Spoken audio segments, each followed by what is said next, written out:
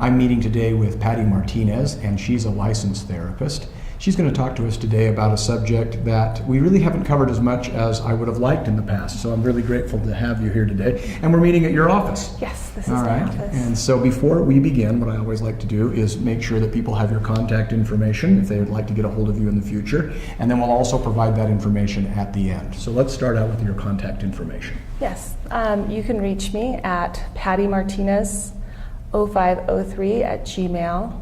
That's my email. And then my office number, or my number that you can reach me directly, is 801-792-2782.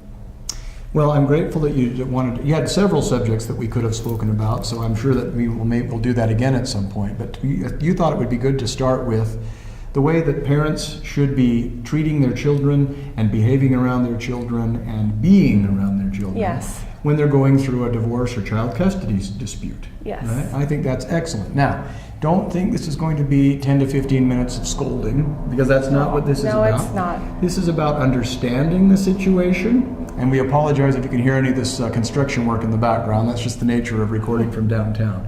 But we're just going to talk about what kids expect, what kids need, and the mistakes that parents, even well-meaning parents, often make. Is that right? Yes. Okay, so where do you want to start? Well, part of what I do is mainly, well, not mainly, but the reason why I love what I'm doing is because it helps kids. And I think kids get stuck in a really odd position when they're the kids of parents that are going through a divorce. They're going through their own experience of what that is, and even if you think maybe that they're just living their own little kid life, they are processing things differently, and it's not like an adult or a young adult per se. It's how they process things. Children process things and they let things out differently, so it's hard to tell. So a lot of parents are just really unaware of how their behavior is affecting their children's day lives. And so something that I'm a huge supporter of is just becoming self-aware. And so in doing that, sometimes there's a lot of things. It's not a short thing. Becoming self-aware takes, it's a pretty big process, but just being more aware of how you're speaking to your children, and making sure that you're not talking badly about the other parent ever. In fact, you never really get to do that. If you feel like you have some things that you need to talk about, that's when it's really great, I think, Eric, to call a therapist. And that's okay.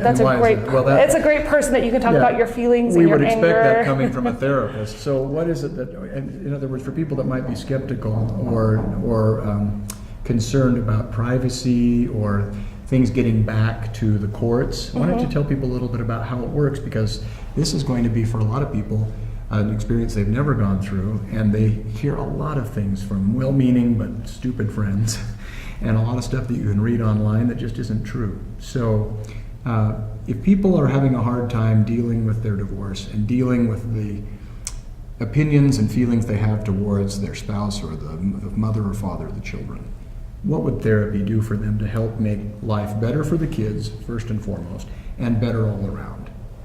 It can do a lot of things, but for the kids, it helps you to take your feelings to someone that you can talk about what's going on within you and your perception of what your situation is, and talk to somebody who's a professional that will help you to highlight things that maybe you are possibly seeing in a way that's, no, I don't want to say wrong, because we all have our different perceptions, but maybe that they can help you perceive things in a different light, in a different way. And then the nice thing is it's somebody who is a professional, and in that your information's protected, it is confidential, and in that way you're able to talk about those things and those feelings with somebody in a completely open way, so that you can really process them differently, and they're not like your mom or your best friend. They're not going to tell you what you want to hear, or perhaps they're going to point out something different that you didn't understand or see. And then that way it gives you an outlet to bring kind of that, really what it is mental garbage to somebody who can kind of help you decide what to throw out and what to organize differently up in your mind. That deep down you know you really have no business sharing with the kids because it's not appropriate and it probably won't do them any good. Or it might get back to haunt you too. So there's something in it for you. Well, it'll always as come well. back to haunt you, definitely, if you're in that, our kids, and it's hard, when you're going through a divorce, you're going through a really, most of the time, a very mentally difficult time, because not only are you going through a divorce with a person that you probably thought you were going to be with for the rest of your life, you're also trying to live your everyday, day-to-day life. Most people can't afford to just take a year off life and go to Jamaica and get their groove back. They have to go to work and they have to take kids to school and to soccer and to piano lessons and clean and do laundry and do grocery shopping. And so in that, sometimes our feelings, they're not going anywhere. You can't push them down. They come out in weird places. And so having a therapist to talk to, allows for that time to happen. And I would think that because this is a unique situation, because when you're normally going through a difficult time with a boss or a professor or a neighbor, who's the first person you turn to? Your spouse. It's usually your significant spouse, other. your significant other. Or maybe your mom or your dad, because you might say, well, I don't want to burden my spouse with this. Well, in a divorce situation, it may, or a child custody dispute, it may be inappropriate to go to any of those people, even your best friends or stuff like that, or a minister or a pastor, because if you and your spouse attend or attended the same church or something like that, that can make people feel uncomfortable, and they may even actually just say, I'm sorry, I wish I could speak with you, but I just don't feel it would be appropriate because I know things about both of you and I just don't want to betray any confidences. Mm-hmm. So this is not an infomercial for therapy, but it is something you need to be aware of, because I, as a divorce lawyer, oftentimes see people sabotaging their case because they just can't take it anymore, and then they write that text message or that email, or they say something in front of a bunch of witnesses, and they just get bludgeoned with it. He said this, she said that, see, I told you, and it was just a slip. It wasn't really how you felt, it wasn't really who you are. Yes, and I think, we've seen lots, especially with social media being so popular, we have all seen a lot of examples of people just thinking with their hot head instead of really trying to process information before in a smart way. And so that's a perfect example of it can sabotage your case, or it sabotage your relationship with that other parent, or sabotage your relationship with your child. And so with a therapist, you are able to just kind of say it how it really is, and they can give you some good, honest feedback and some tools to help you manage things. That's what I was going to say. It's not only a chance for you, at the very least, it's like going to a confessional. It's like going to some place where you can at least unload. Oh yeah, at the very least. At the very least. But if all you do is just go and vent, at some point, maybe you start to get a taste for venting, and then you'll just vent wherever you go. But it gives you a chance to unload, and then you as the therapist get to hear what I've had to say and see what my frustrations are, and then maybe you can say, I think I know something that will help you not to be so frustrated, or how to anticipate this, or how to deal with this better. Yes. So you can see from that you've found a place where you can go, and you've also found a way to deal with it better for your benefit and the sake of the kids and your case. And you got to consider all three. And most of the time they're very simple tools, but I think the greatest thing that talking to a licensed counselor or a psychotherapist or a family therapist is that they're able to help point out the things that you're not self-aware of, and then giving you tools so that you can become more self-aware and you're able to manage those things differently. And it can be something very simple, but doing that in an appropriate place and never with your children. In an appropriate place, and in a private place, and in a place where you can work through it without anybody seeing your stumbles or seeing you make the mistakes, so that all people see now is just the new and improved you, and you get the credit for being good. Your kids benefit from that, and again, you won't make any, you won't slip up and make any gaffes in social media or on the record or something like that. Yes,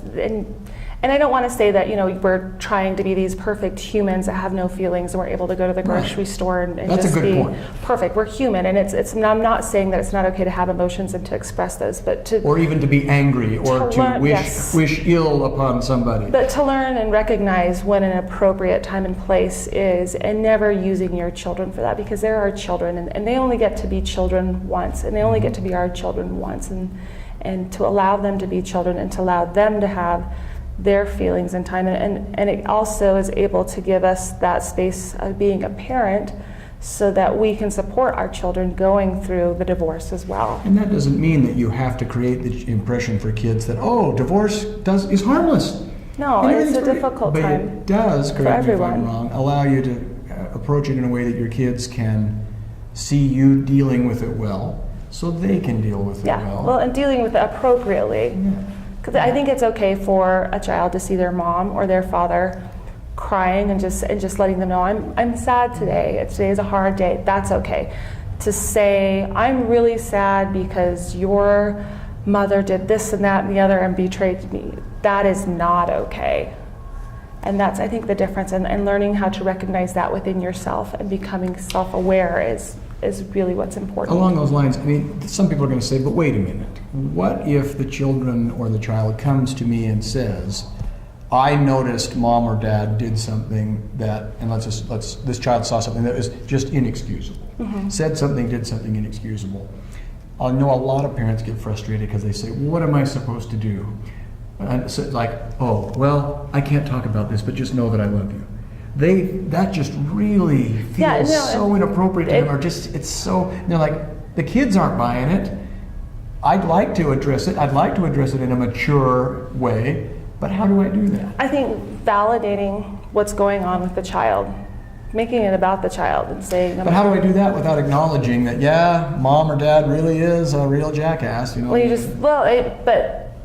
but the thing is, you still can do that with just validating. So like if a child were to come to me and... Let me give you an example, okay? So you're the parent and I'm the child. And you say, hey, mom, why won't you get me the shoes that I need? Dad said that he gives you plenty of money to get new shoes, and I wanted some new shoes, and Dad wouldn't buy them for me, and he said it's because you are wasting the money he gives you every month. I would say, oh, wow, that must feel really frustrating to you. Well, I mean, it made me feel bad, and it's like I was, and of course I'm cutting this short. I wouldn't be saying this. But he was like, but I need some shoes, and my old shoes are too tight or they're worn out, and Dad kind of hurt my feelings and wouldn't buy me any.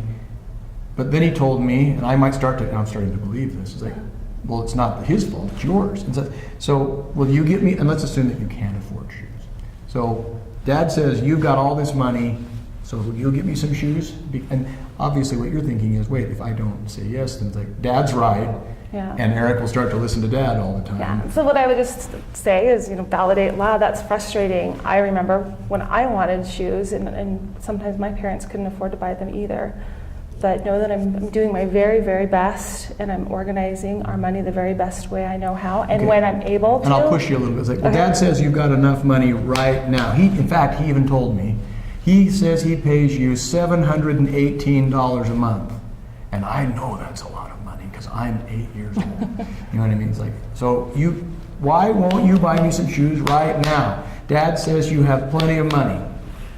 You sound so frustrated. I'm sorry, sweetheart. You have to trust me, and you know that I wouldn't lie to you. We're not able to afford that right now. And I love you very much, and if I could, I very much would. And let's assume that you know that in about 3 months you're going to say, well, when do I get my shoes? And you might say, hey, in August we'll go get you some new shoes for school or something like that. Yeah, and that's when you just kind of organize it, and you have to figure out, it is like case by case situation. It would be nice. And I think we all want a definition and a name for something, and then we want a specific thing that's going to cure anything. But our children are all different, and they're going through different phases. But Patty did a good job. We didn't practice this. She had no idea I was going to do this, and she had no idea what I was going to say. But even in that, right in the hot seat, you still were able to say, I know the general principles, and you can do that. You don't have to give in to every kid's whim. And you don't have to defend yourself. That was the other thing, isn't it? Well, You didn't that's have what to it is, say, and that's why "Dad's the wrong, and Dad doesn't validation of those understand." feelings is important, because they're having their feelings. And what it really is, it's not about the shoes and getting the shoes. It's validating their feelings of feeling powerlessness and hearing information that is sort of betraying you as their parent. And so you acting as a supportive, loving parent and validating their feelings instead of talking badly about the other person, Yeah, I noticed. and using that child to triangulate that information. I noticed you that didn't allow becomes this. deadly. You didn't allow yourself to be drawn into a fight with Dad. No, in this case. and that's when you just say, "I'm sorry, sweetheart. There must be," and if you have to, absolutely, I guess, going to the point of like, "Oh, you know what? I need to probably have a talk with your father. We need to clear up some Again, information." a good thing to say. Just so that they know, like, "Oh wow, my parents are still communicating," Yeah. or and of course, case by case situation. It just depends. And I noticed what you did not do is say, "Well, why don't you go back and ask Dad why he No, hasn't because that's- paid this month?" Yeah, and that's Or- using the child to triangulate, where that's not their job. Their job is to be a kid. Their job is to figure out what they're going to wear, how to tie their shoes, how to get their papers in on time. And they can't do that if they are not getting the emotional support. Is it fair to say that when these kids are in these situations, even if you defend yourself, oftentimes the child will see that as you bad-mouthing the other parent? Yes, they always do. You don't mean to. No, you just- don't mean to, but they take it. They're kids. They're children.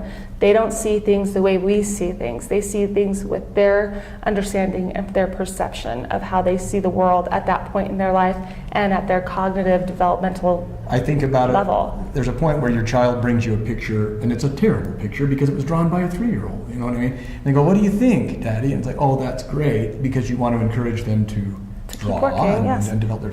And then there comes a point at which you think they might be ready. It's like, "Hey, what do you think of this?" It's like, "Wow, that's a nice picture. Do you think that you could draw this leaf a different way, or the perspective?" You know what I mean? And they're going to be hurt, but if they know that you're not criticizing them, because if you told that to a 3-year-old, yeah, that's not very realistic. And you're like, but eventually a child's going to get to be old enough to go, "Oh, you're giving criticism because you care, not because you're being hurtful." No, not because and then also too, understanding what their perception is and were they trying to draw abstractly or not? Were they being a realist or not? Yeah. And using that as a metaphor, it's really recognizing the work that the child has done and understanding what their ability is to perceive at that moment with what they're working on it's imperative that in order for us to do that, we have to, and I'm not saying take your feelings out of the situation, but you're there to be their parent, not their friend. They're not there to be your support system.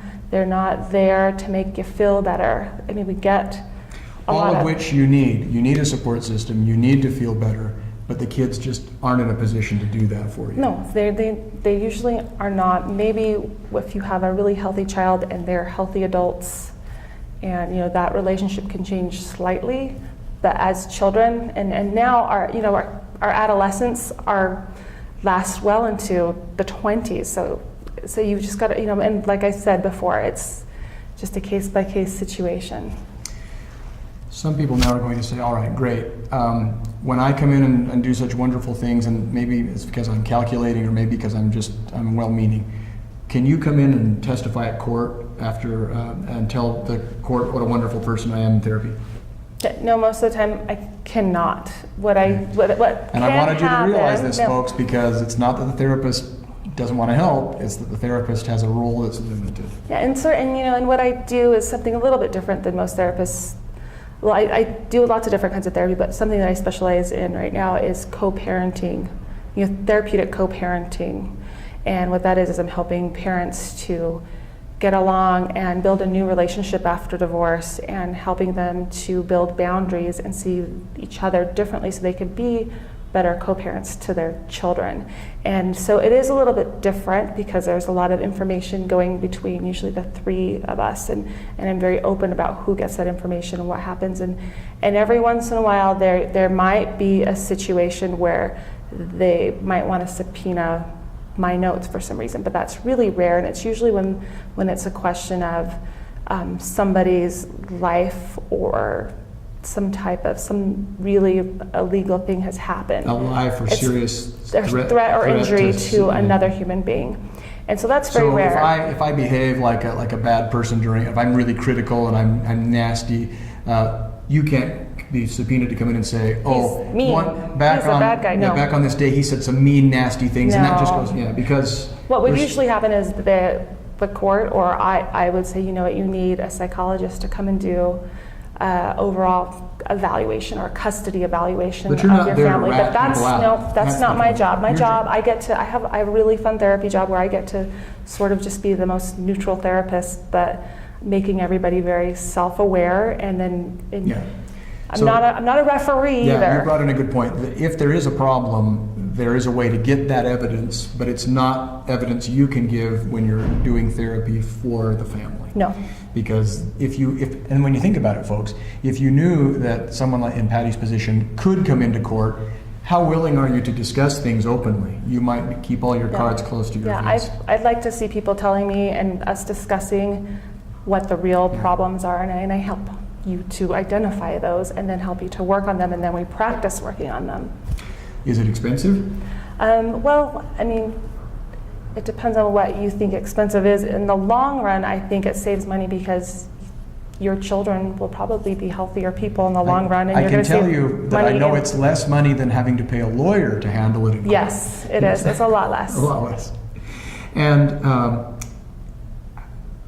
can you pay in cash if you don't want there to be any kind of? Yes, in remedies? fact, I don't work with insurance. I only Okay. accept cash, or I'll make your credit cards. Okay. And And how long does it take? I mean, is this something that goes on forever? well, I'm one of those people that I like to help people get to their place of what they feel is healthy for them and their family and their situation as quickly as possible. So I've worked with families as short as 3 months, Okay. and some families I've worked with for a little over a year.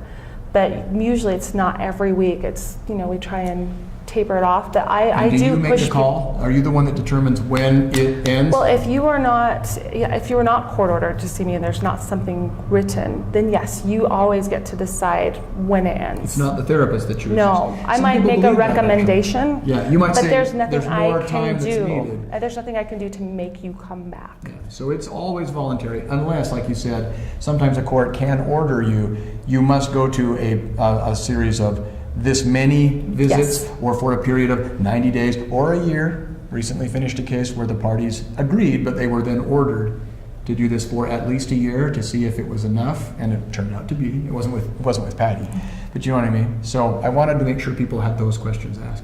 Patty, I know there's much more that you could say on many other subjects, and we had a wonderful conversation before we went on camera to talk about these things. So I hope we can talk again about some of those other things, but you've done a great job of introducing us to what a person in your position can do. Thanks very much. Nice to meet you. Thank you.